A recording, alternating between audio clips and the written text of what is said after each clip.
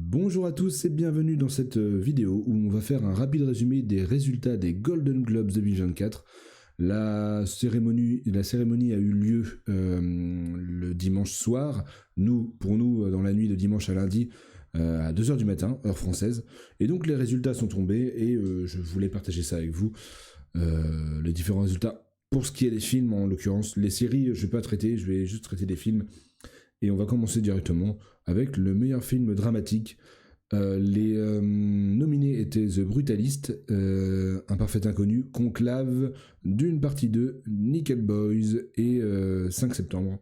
Et c'est The Brutalist qui a gagné ce Golden Globes du meilleur film dramatique. Je peux pas vous dire si c'est mérité ou pas, parce que pour nous, il n'est pas encore sorti en France. Il va sortir, j'ai noté la date au-dessus de mon PC, il va sortir le 12 février, donc on ne peut que faire confiance aux États-Unis qui l'ont déjà eu au cinéma, eux, de leur côté.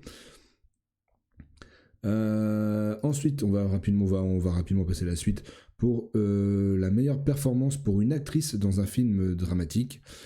Il y avait Angelina Jolie pour Maria, Nicole Kidman dans Baby Girl, Tilda Swinton dans la chambre d'à côté. Ça, on va le voir. Ce film, on va l'avoir dans la semaine prochaine. Donc voilà. Fernanda Torres pour en français, c'est quoi le nom Je suis toujours là. Pamela Anderson pour The Last Showgirl et Kate Winslet pour Lee, le biopic sur la photographe qu'on a eu courant de l'année dernière. Et donc, du coup, la gagnante, c'est Fernanda Torres pour Je suis toujours là.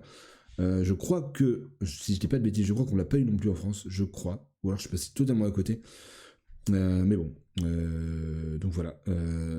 Fernanda Torres qui gagne le Golden Globes de la meilleure actrice dans un film dramatique.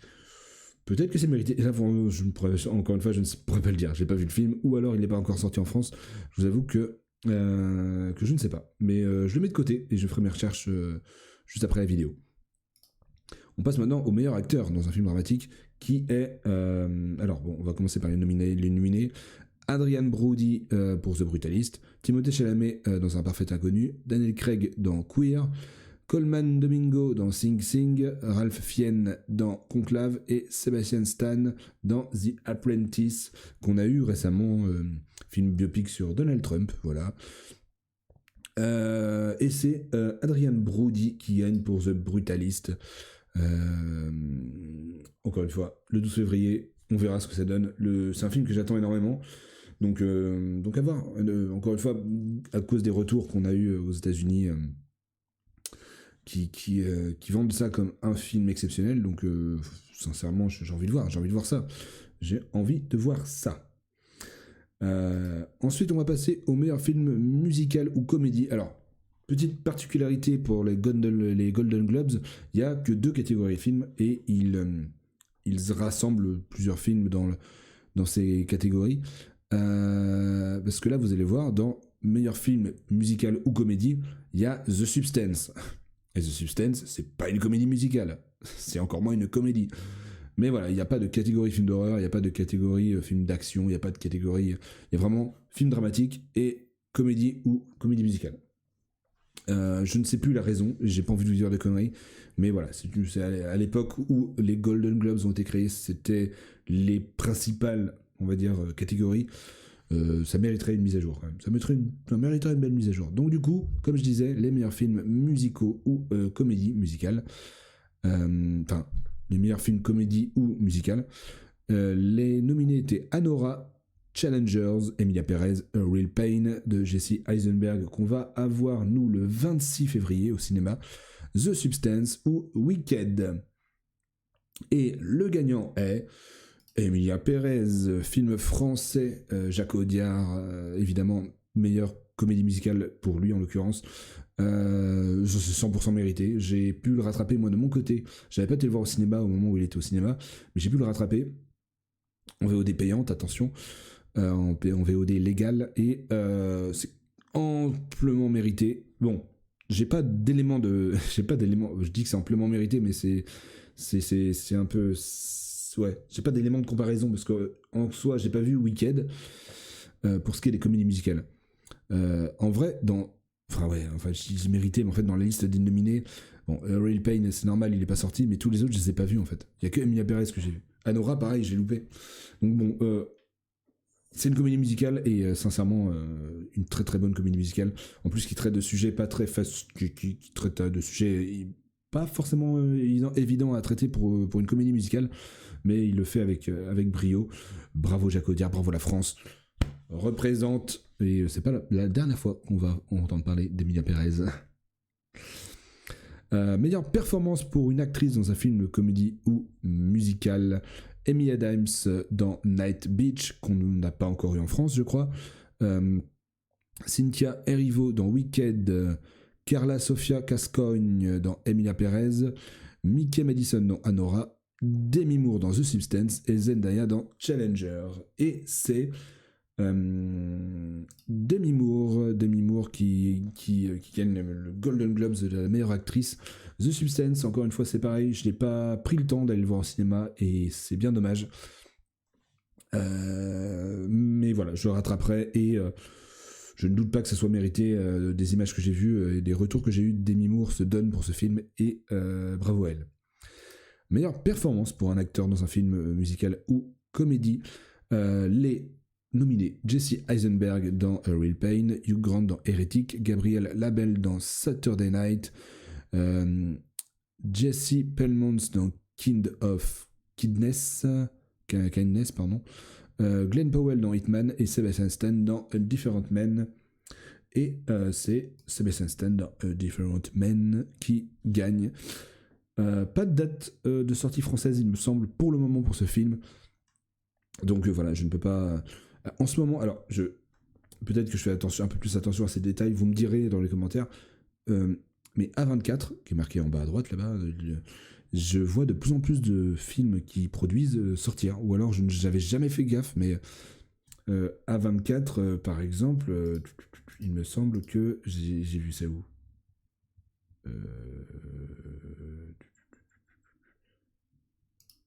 je crois que c'est là. A24, c'est marqué aussi.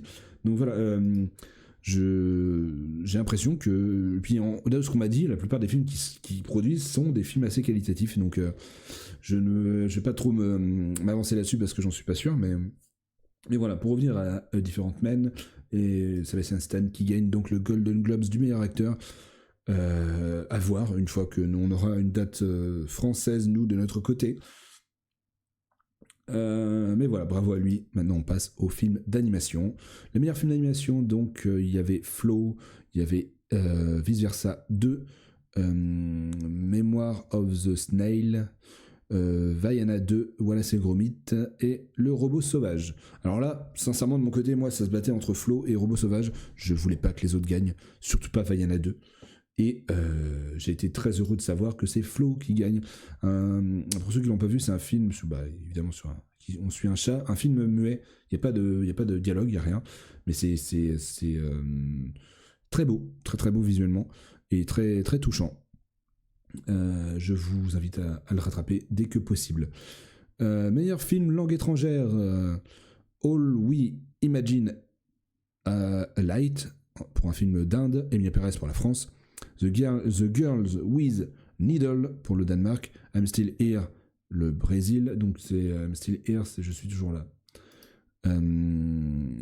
I Seed of the Scarlet Fig pour l'Allemagne et Vermiglio pour l'Italie.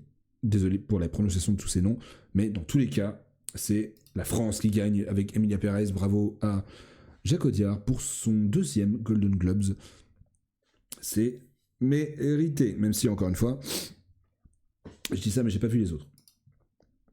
Meilleure performance pour une actrice dans un second rôle, on avait Ariana Grande dans Wicked, Zoé Saldana pour Emilia Pérez, Felicity Jones dans Brutalist, Selena Gomez dans Emilia Pérez, Margaret Qualley pour The Substance ou Isabelle Rossellini pour Conclave. Encore une fois, c'est Zoé Saldana qui gagne le Golden Globes pour Emilia Pérez. Et là, pour le coup, comme je l'ai dit, j'ai vu le film.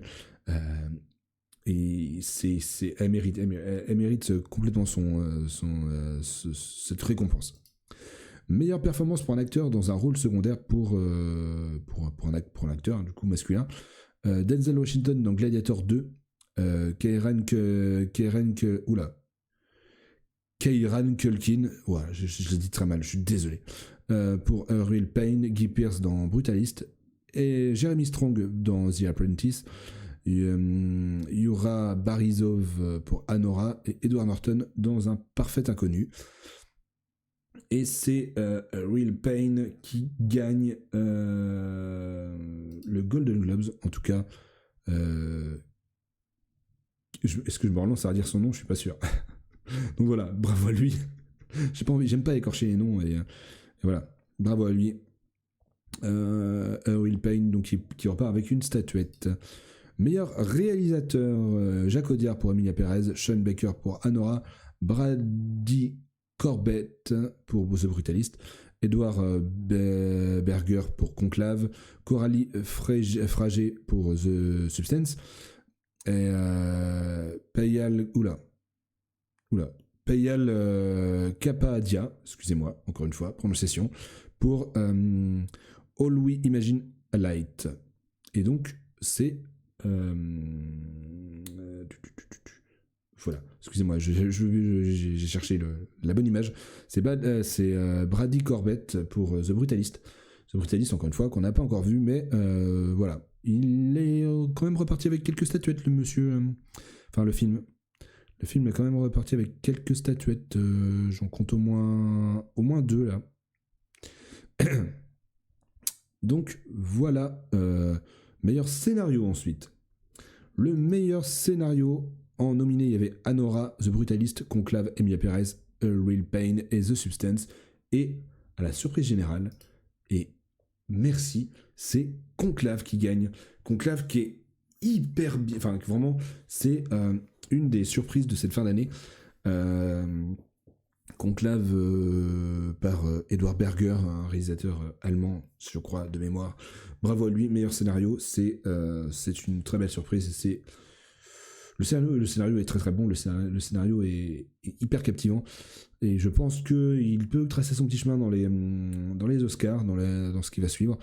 J'espère qu'il va repartir avec plusieurs nominations, plusieurs récompenses, car c'est 1000 fois mérité. Meilleure musique originale maintenant, pour donc les nominés, c'était The Brutalist, Challengers, Conclave, d'une partie 2, Emilia Pérez et Le Robot Sauvage. Et c'est Challengers qui est reparti avec la récompense. Alors on m'en a dit que du bien de ce film, je l'ai pas vu, parce qu'il m'inspirait pas des masses à l'époque de sa sortie. Il est sorti début 2024 de mémoire, et il faudra que je le rattrape parce que j'en entends que du bien, donc faudra voir. On reste dans les chansons, les musiques, parce que maintenant ça va être la meilleure chanson originale.